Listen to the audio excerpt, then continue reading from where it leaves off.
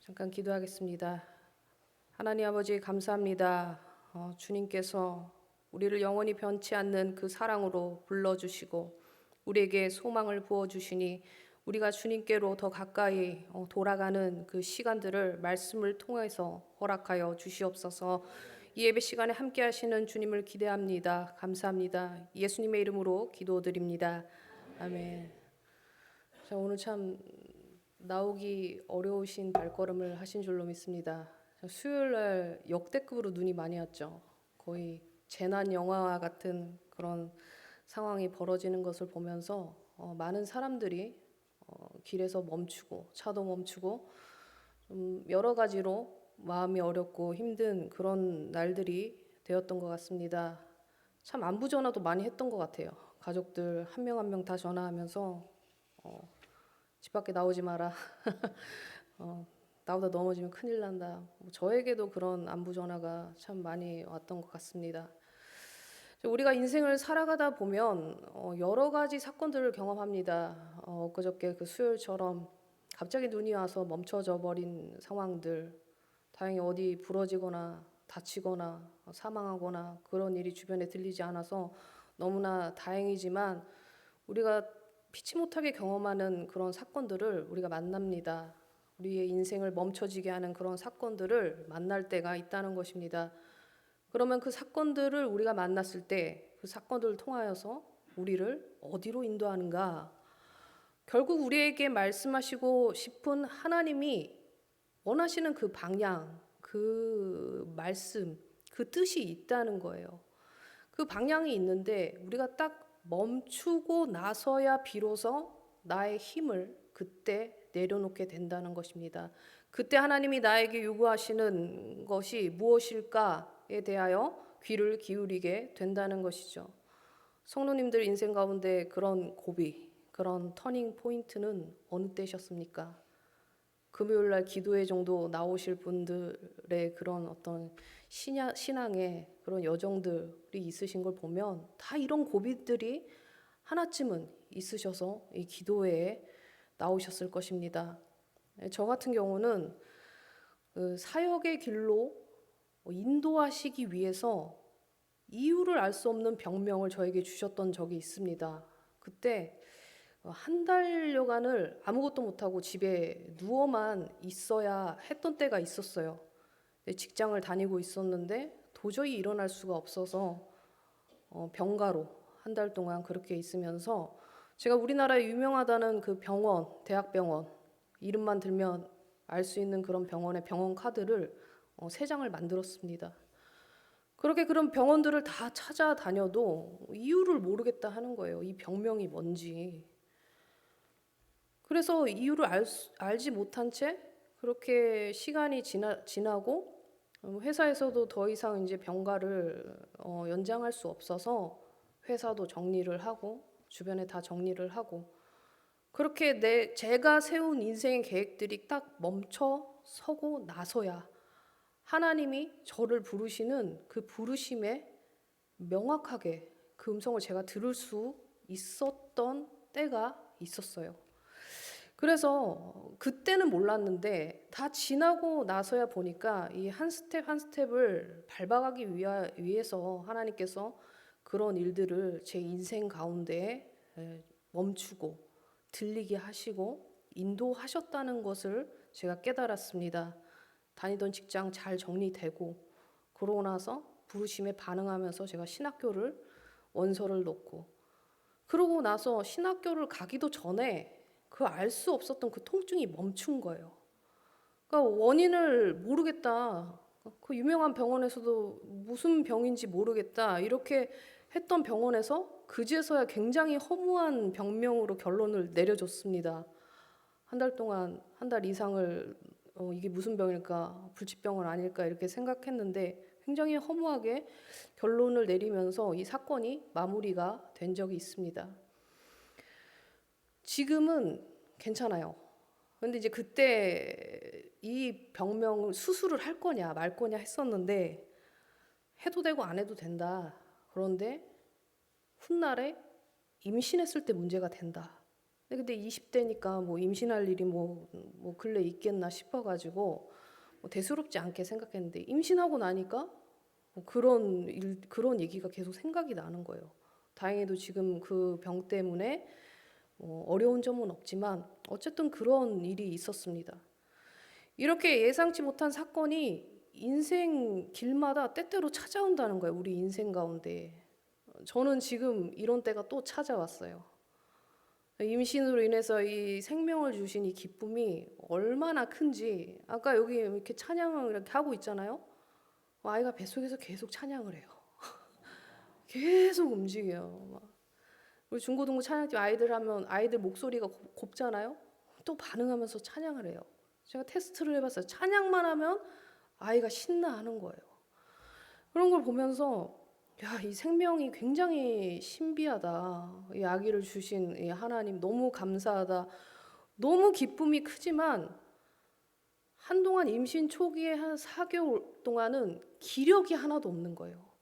기력이 없다 못해 무기력증으로 한 4, 5개월을 계속 고생을 했는데 이걸 뭐 어디다 내색을 할 수도 없고 이제 그때가 지나니까 지금은 이제 기력이 있는데 먹는 것도 자는 것도 숨 쉬는 것도 할 수 없는 거예요.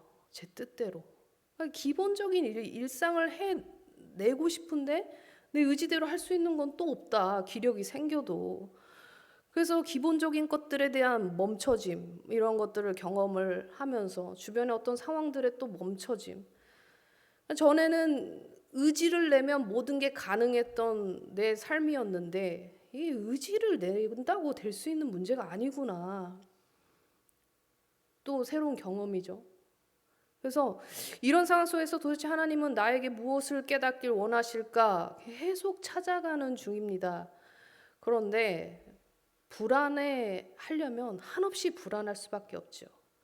불안해하지 않아도 될 이유는 그 멈춤 뒤에 하나님께서 어떤 일을 하실지가 제 인생 가운데서 곳곳에서 행하셨던 하나님의 그런 일들 그리고 말씀 속에서 나와 있는 하나님이 한 사람의 인생을 어떻게 인도하셨는지 멈췄다가 어떻게 이끌고 가셨는지 그런 말씀의 그 스토리 그 사례를 통하여서 너무나 분명하기 때문에 당장 지금의 현실로 답답함으로 끝이 나는 게 아님을 알기 때문에 우리는 소망을 놓지 않을 수 있다는 겁니다. 오늘 본문에 나온 모세는 이런 멈춰짐의 때를 꽤나 오랜 시간 동안 경험했던 인물이에요. 모세가 태어나자마자 어떤 일이 있었습니까? 사내 아이 다 죽이라고 했잖아요. 그러니까 이 아이는 죽임을 당할 수밖에 없는 인생이었지만 어떻게 되었습니까? 바로의 딸의 손에 건짐을 받지 않았습니까? 그래서 애굽의 왕자로 그렇게 살아가게 되었어요. 하지만 이제 자기 동족인 히브리인을 애굽 사람이 이제 치는 것을 보고 의분이 일어나가지고 애굽 사람을 쳐 죽이고 몰래 묻어서 이 사건은 이제 드러날 일 없다. 아무도 모르게 묻었다. 그런데 이제 이 사건이 탄로가 나죠. 그리고 그는 바로로부터 쫓겨서 도망 다니는 이 신세가 되었어요. 그렇게 흘러 미디안 땅으로 도망가서 한 여인을 만나고 그 여인과 자식을 낳고 그렇게 모든 꿈과 희망 그 열정이 이제는 다 사라져가는 것처럼 보였습니다. 그저 장인어른 이드로의 양떼나 치면서 이 무료한 인생을 살다가 이제 이렇게 죽겠구나. 그렇게 살아가던 그에게 하나님은 다시 찾아오신 것입니다. 이 모세의 인생에 없었을 것 같은 앞으로는 다시 없을 것 같던 그의 인생에 하나님의 임재가 나타난 것이죠. 사람을 혈기로 죽일 만큼 쳐 죽일 만큼 이 사람은 의분이 많았던 사람이에요. 그가 40년 동안 말도 안 통하는 그 양, 말이 안 통하잖아요. 대화도 안 되는 양만 치면서 살아온 그에게는 이런 생각이 가득했을 것 같아요. 이제 와서 나는 뭘 할 수 있지? 나이는 점점 먹어가고 40년 동안 나의 삶은 이렇게 양만 치다가 죽겠구나. 삶에 아무런 희망도 없이 자존감마저 바닥을 친 그 순간에 하나님은 그때 나타나신 거예요. 모세는 하나님을 찾고자 하는 열망에 양들을 데리고 하나님의 산 호렙산에 올라간 게 아니에요.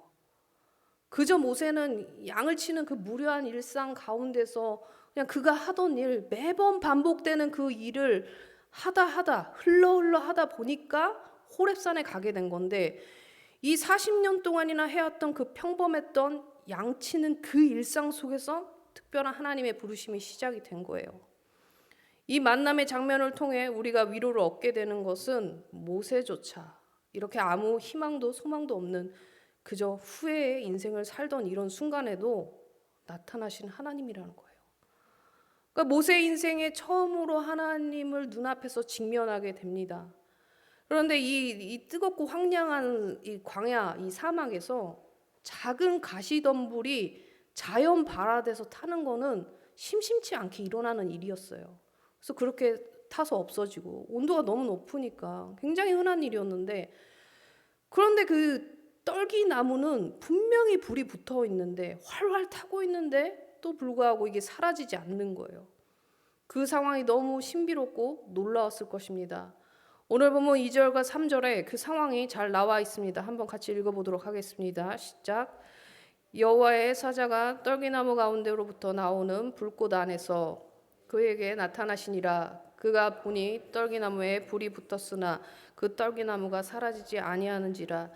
이에 모세가 이르되 내가 돌이켜 가서 이 큰 광경을 보리라. 떨기나무가 어찌하여 타지 아니하는고 하니, 그때 모세는 보고 어찌하여 타지 않는가, 타서 없어지지 않는가라고 생각하고 있는 그 순간에 하나님은 떨기나무 가운데서 그를 직접 부르십니다. 그의 이름을 직접 부르십니다. 영이신 하나님, 이 형체가 없으신 하나님이 떨기나무 불로 임하여 오신 것이죠.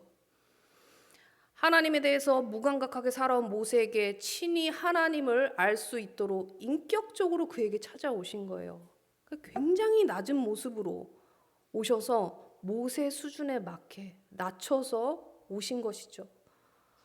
인간 스스로는 하나님을 알 수도 찾을 수도 없기 때문에 직접 이렇게 다가와 주시는 이 하나님의 방식이 구약이나 신약이나 예전이나 지금 우리가 사는 지금 현재나 하나님은 동일하게 직접 찾아와 주시는 방식을 택한다는 거예요.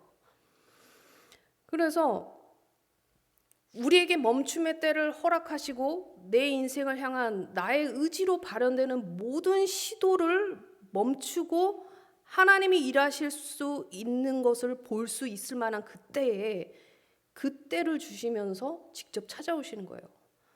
모세는 그런 때에 떨기나무 불로 임하신 주님을 만나게 된 것입니다. 그렇게 모세에게 나타나신 하나님은 맨 처음으로 모세에게 알려주고 싶으신 것이 있었어요. 뭐냐면 하나님의 거룩하심입니다. 하나님은 거룩하신 분이다. 이걸 먼저 알려주고 싶으셨다는 거예요. 5절 말씀 함께 읽도록 하겠습니다. 시작. 하나님이 이르시되 이리로 가까이 오지 말라. 내가 선 곳은 거룩한 땅이니 내 발에서 신을 벗으라. 하나님은 거룩하신 분입니다. 그 황폐한 호렙산에서 굉장히 초라하고 작은 가시덤불인 이 떨기나무를 태우는 불로 오셨지만 그 거룩성은 훼손되지 않으셨어요. 그리고 하나님이 부르시는 그 장소가 거룩한 땅이 되는 겁니다. 야곱이 돌베개를 베고 자던 그곳에서 하나님의 임재가 있을 때 그곳은 거룩한 땅이 되었어요. 사도 바울이 다메섹 도상에서 길을 가다가 예수님을 길에서 만나게 되었을 때 그곳은 거룩한 곳이 되었습니다. 하나님이 임하시는 곳은 장소가 어떠하든 환경이 어떠하든 뭐 그런 게 중요한 게 아니에요. 하나님이 함께 계시다는 그 존재 자체만으로도 거룩한 곳이 된다는 거예요. 그 거룩하신 하나님 앞에 들어가는 방법은 우리의 생각과 이 세상적인 가치관, 그 모든 인간적인 방법으로 가득 찼던 나의 신, 내가 신고 있는 신, 내가 무기로 삼고 내 발에 이 안전하게 세상 스펙이나 이런 것들을 장착해왔던 이런 것들 하나님의 권위 앞에서 다 벗어 내려놓고 맨발로 서서 모든 것을 맡겨드리는 방법밖에 없는 거예요. 우리 지금 이 장소가 굉장히 거룩한 곳입니다. 우리가 있는 이 건물이 어떻든 환경이 어떠하든지 간에 하나님이 함께 하시는 곳, 하나님이 임재하시는 곳은 굉장히 거룩한 곳이라는 거예요. 모세만 그때 그 당시에 떨기나무 앞에서 그랬다는 막 옛날 이야기 같은 그런 이야기만 거룩한 장소가 아니라, 모세만 신을 벗어야 한다는 것이 아니라 우리에게도 지금 이 순간에도 동일하게 역사하신다는 거예요. 지금 이 순간에도 나의 생각과 그 모든 가치관을 다 끌어안고 내 발에 그렇게 신을 신겨놓고 앉아있다면 주님 앞에 맨발로 나와 있지 않은 거와 같다는 거예요. 우리는 이 시간 모든 인간적 가치관을 내려놓고 세상적으로 무장했던 그 모든 것들, 그런 것들 다 내려놓고 신을 벗어서 하나님 앞에 맨발로 서서 맡기는 자리가 되어야 할 줄로 믿습니다. 근데 맨발로 서 있기가 쉬운 게 아니에요. 지금 여기서부터 이제 돌아가실 때 신발 다 벗고 양말 다 벗고 지금 눈도 와서 시려운데 걸어가라고 하면 걸어가실 수 있겠어요? 맨발로? 그냥 우리가 그냥 맨발로 걸어간다고 하면. 그리고 땅에 날카로운 못이나 유리 있으면 어떡해요? 진짜 한 발 한 발 걷기가 쉽지 않을 거란 말이에요. 우리가 상식적으로 생각을 해도. 불안한 마음에 한 발 한 발 떼기가 너무나 힘들 거란 얘기죠. 그러나 6절 말씀에 보면 하나님이 우리에게 맨발로 서기를 원하시는 것이, 하나님은 우리에게 불안감을 주거나 위험한 일을 시키시는 분이 아니시라는 것을 나타내기 때문에 안심해도 된다는 거예요.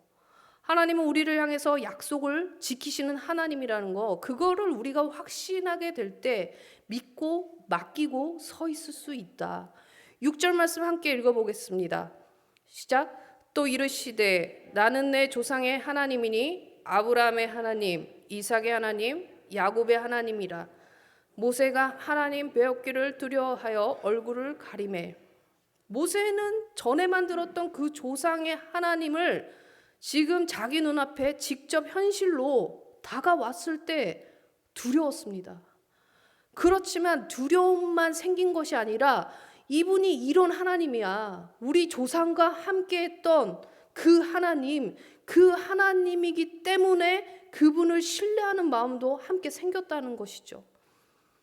아브라함에게 주신 약속을 이삭과 야곱을 통해서 계속 이루어가고 계셨던 그 하나님, 약속은 없어지지 않으며 신실하게 이루어지고 있었고 지금 나에게도 왔다. 그 하나님이 지금 모세의 하나님이 된 것입니다. 우리가 이 세상의 신을 벗고, 그러니까 우리가 세상으로 무장했던 거, 이거 아니면 내가 못 살 것 같은데 하나님보다도 더 중요하게 생각했던 그 모든 것들을 믿고, 하나님을 믿고 벗고 맡겨도 될 이유는 하나님은 약속을 신실하게 지키시는 그 하나님이라는 것 때문이에요. 하나님의 약속을 지키되 어떻게 지키시는 하나님이냐 하면, 아브라함과 언약을 맺을 때 어떻게 하셨습니까? 이 쪼갠 고기 사이로 홀로 지나가셨잖아요. 그 말인즉슨 이 약속을 지키지 않는다면 이 고기처럼, 쪼개진 고기처럼 이렇게 될 거다. 그런데 인간이 얼마나 신실하지 못합니까? 약속을 이행할 만한 능력도 없잖아요. 그런데 그것까지 본인이 다 혼자 끌어안으시고 인간의 목까지 다 끌어안으시고 반드시 이 약속을 목숨 걸고 지키겠다고 하나님 편에서 약속한 거 아닙니까? 우리에게 약속에 관해서 안심해도 된다는, 하나님이 약속하신 건 안심해도 된다라고 하는 하나님의 그 사랑의 표현인 것이죠. 그 하나님의 사랑으로 우리를 애끓는 심정으로 바라보신다는 거예요. 그리고 하나님은 우리를 외면하지 않으시는 하나님이다. 절대 외면하지 않는다. 이 7절과 8절 말씀을 보면 하나님은 자신의 백성의 고통을 외면하지 않으셨습니다. 그러니 지금 우리가 어떤 고통에 빠져 있다고 하더라도, 어떤 멈춤의 시간을 가지고 있다 하더라도, 주춤하고 있다고 하더라도 하나님은 우리의 고통을 외면한다, 외면하지 않으신다? 외면하지 않으신다. 다 알고 계신다는 거예요. 7절 8절 말씀 함께 읽어보도록 하겠습니다. 시작. 여호와께서 이르시되 내가 애굽에 있는 내 백성의 고통을 분명히 보고 그들이 그들의 감독자로 말미암아 부르짖음을 듣고 그 근심을 알고 내가 내려가서 그들을 애굽인의 손에서 건져내고 그들을 그 땅에서 인도하여 아름답고 광대한 땅, 젖과 꿀이 흐르는 땅, 곧 가나안 족속, 헷 족속, 아모리 족속, 브리스 족속, 히위 족속, 여부스 족속의 지방에 데려가려 하노라. 이 내용이 나와 있잖아요. 하나님 우리의 근심, 고통, 부르짖음 그 모든 내용을 다 알고 계신다. 하나님 앞에 기도하는 모든 기도의 내용들이 흩어져서 없어지는 게 아니고 그 기도를 들으신 하나님께서 어떻게 하신다? 직접 오신다. 내가 내려가 직접 오신다. 8절 말씀에 내가 내려가라는 이 말씀을 보면 친히 내려와서 건지시는 하나님임을 우리가 볼 수 있잖아요. 모세를 향해서도 하나님께서 직접 떨기나무 불로 임하셨던 것처럼 그 주님은 우리의 간구를 듣고 직접 오실 뿐만 아니라 우리의 인생을 회복시켜 주셔서 결국 그가 약속하신 그 땅, 하나님이 약속하신 그 하나님의 나라 그곳으로 가게 하신다는 거예요. 그러니까 모세의 주저앉았던 삶의 현장과 이 생각, 그가 주저앉고 의욕조차 없었던 그 모든 생각과 그 마음, 그거를 완전히 다 뛰어넘어서 하나님의 꿈을 이룰 대리자로 딱 세우시죠. 9절 말씀, 10절 말씀 제가 읽겠습니다. 이제 가라. 이스라엘 자손의 부르짖음이 내가 다라고 애굽 사람이 그들을 괴롭히는 학대도 내가 보았으니 이제 내가 너를 바로에게 보내어 너에게 내 백성 이스라엘 자손을 애굽에서 인도하여 내게 하리라. 그 백성, 내 백성을 구원할 것인데 모세를 통하여 인도하실 거라고 합니다. 바로 너 모세를 통해서 인도해낼 거야. 우리를 통해서도 똑같은 말씀을 하시는 거예요. 지금 내 이 꼴로 뭘 할 수 있겠어. 근데 바로 너, 하나님 앞에 있는 너, 신을 벗고 하나님 앞에 모든 것을 신뢰하며 맡기는 너를 통해서 인도할 거야. 그러니까 우리의 인생이, 우리의 생활 그냥 어제보다 조금 나은 나, 오늘보다 조금 나은 내일, 그걸 위해서 살아가는 게 인생의 비전입니까?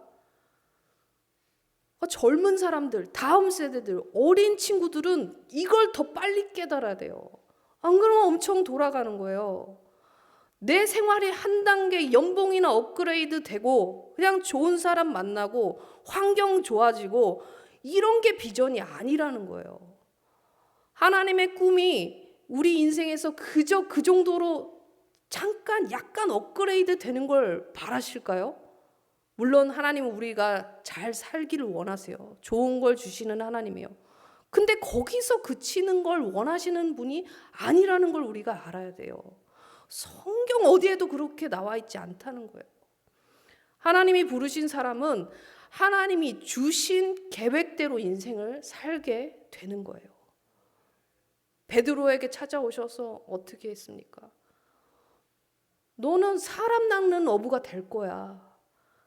사도 바울에게 오셔서 뭐라고 하셨습니까? 너를 이방인의 사도로 세울 거야. 이게 비전이죠. 하나님의 꿈이 비전이죠. 내가 지금 하고 있는 거를 일이 더 부흥케 되고 그게 아니죠. 하나님의 계획이 이루어지는 게 부흥이죠. 여러분에게 주신 하나님의 비전은 무엇입니까? 여러분에게 하나님의 꿈이 나를 통해서 이루어지길 소망하는 것이 만약에 있으십니까? 있으면 너무 잘된 건데 우리가 그런 소망이 있더라도 좀 자신이 없는데 이럴 수 있잖아요. 그런 생각이 든다면 오늘 본문 11절 12절을 통해서 안심하시기 바랍니다. 함께 읽어보도록 하겠습니다. 시작. 모세가 하나님께 아뢰되 내가 누구이기에 바로에게 가며 이스라엘 자손을 애굽에서 인도하여 내리까? 하나님이 이르시되 내가 반드시 너와 함께 있으리라. 내가 그 백성을 애굽에서 인도하여 낸 후에 너희가 이 산에서 하나님을 섬기리니 이것이 내가 너를 보낸 증거니라. 위대한 민족의 지도자도 이 모세도 처음에 굉장히 불안해하고 자신 없어 했어요. 그러니까 하나님의 소망이 있어도 우리가 자신이 없을 때가 있단 말이에요. 나 아무것도 아닌데 이런 큰 임무를 맡기십니까? 저 못해요. 못합니다. 이게 모세의 대답이잖아요. 그런데 하나님은 모세한테 이렇게 말씀하셨을까요? 너 잘할 수 있어. 너 자질 있어. 용기 한번 내봐. 이렇게 얘기하시지 않았다는 거예요. 하나님이 이루실 일에 모세 상태는 중요하지 않았다는 거예요. 하나님이 이루실 일에 우리가 할 만한 사람인가? 당신이 그 할 만한 능력을 가지고 있나 아닌가? 이게 중요한 게 아니에요. 그런 능력치가 중요한 게 아니란 얘기예요. 왜냐하면 이 모세의 자질, 모세의 용기 그런 것으로 하나님의 구원의 계획을 이루실 그게 아니었기 때문에 이게 중요한 게 아니에요. 하나님의 대답은 뭡니까? 내가 반드시 너와 함께 있으리라. 내가 너와 반드시 함께 있으리라. 내가 어떤 사람이고 누구이고 간에 그게 중요한 게 아니에요. 내가 부족하고 약해서 하나님이 쓰시지 못하는 게 아니라 내가 하나님과 함께 하느냐 하지 않느냐가 중요한 거예요. 이게 가장 중요한 문제라는 걸 우리가 때때로 놓치죠. 여기서 우리 부족하지 않은 사람은 어디 있습니까? 털어서 먼지 안 나는 사람 어디 있어요? 교회 안에 천사들만 살아요? 병자, 환자들만 살잖아요. 죄인들, 치료받아야 될 사람들만 살잖아요. 우리는 여기 와서 세상 사람들이 그렇게 오해하는 건 그렇다 쳐도 우리끼리 서로 천사이길 바라잖아요. 이거 아니라는 거예요. 털어서 먼지 안 나는 사람 없고 다 한 명 한 명 다 결함이 있어요. 그러나 사람의 약함도 강함으로 바꿔 쓰시는 하나님이십니다. 하나님이 하실 겁니다. 가장 중요한 문제는 우리가 어떻게 하나님과 함께 하겠습니까?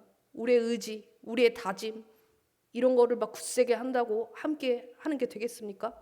하나님은 말씀으로 이미 알려주셨습니다. 하나님과 함께하는 방법을 알려주셨다는 거예요. 다 알려주셨지만 우린 이걸 빼고 모든 걸 다 시도합니다. 굉장히 아이러니하죠. 이거 빼고 다 한다는 거예요. 이것만 하기 싫어한다는 거예요. 말씀 보겠습니다. 함께 읽겠습니다. 갈라디아 2장 20절 말씀입니다. 시작. 내가 그리스도와 함께 십자가에 못 박혔나니 그런즉 이제는 내가 사는 것이 아니요 오직 내 안에 그리스도께서 사시는 것이라. 이제 내가 육체 가운데 사는 것은 나를 사랑하사 나를 위하여 자기 자신을 버리신 하나님의 아들을 믿는 믿음 안에서 사는 것이라. 함께 한다는 걸 가장 강력하게 보여주시는 것은 예수 그리스도입니다. 내 안에 오셔서 내가 사는 것이 아니라 이제는 내 안에 그리스도가 사는 인생으로 바꿔주신다는 거예요. 내가 아닌 주님이 이루신다는 거예요. 하나님과 함께 할 수 있는 이 방법이죠. 하나님께서 부르신 자만이 주님을 믿을 수 있는 거예요. 그거 다 알고 계시죠? 아무나 하나님을 못 믿는다는 거. 우리에게 모두가 다 하나님께로 부름을 받았어요. 지금 다 부름을 받았다는 거예요. 이 부르심을 받은 사람은 반드시 크신 하나님의 사랑을 이 체험을 해야 되는데 그것은 우리가 사랑 때문에 하나님 사랑 때문에 편안하다? 안락하다? 말할 그때는 아니라는 거예요. 그때는 언제냐? 우리의 인생이 멈춰지는 것 같은 위기의 때가 왔을 때. 더 분명한 하나님의 부르심과 사랑을 확인할 그때가 그런 때라는 거예요. 갑자기 멈춰지는 것 같을 때, 병으로 누웠을 때, 사업이 실패했을 때, 사람과 관계가 깨었을 때, 누가 죽거나 아플 때 등등 여러 가지. 제가 그때 병명으로 누웠을 때 그 한 가지 일만 터진 줄 아십니까? 여러 가지 일이 한꺼번에 고개도 못 들 정도로 빡 터지는 거예요. 그때 하나님 앞에서 고개를 숙이는 거예요. 멈춰질 때. 그때 하나님을 보게 된다. 그런데 그때 하나님의 사랑을 확인할 때이다. 그래서 그때 우리가 해야 될 일은 무엇이겠습니까? 예수 그리스도의 십자가 앞으로 나아가는 길이죠. 홍해의 기적, 병자가 고쳐지는 기적, 이런 기적을 기다리고 남에게 베풀어진 그런 기적들, 그런 소문에만 만족해 하는 인생이 아니라, 내일이 아니고 그런 소문에만 만족해 하는 인생이 아니라, 가장 변할 것 같지 않은 내가 그리스도 십자가 앞에 불려 나가서 그리스도의 피로 덮여지는 그 일이 나에게 가장 큰 기적이고 사랑을 체험하는 일이 되어야 한다는 거예요. 그걸 경험해야 우리가 진정한 소망이 생긴다는 거죠.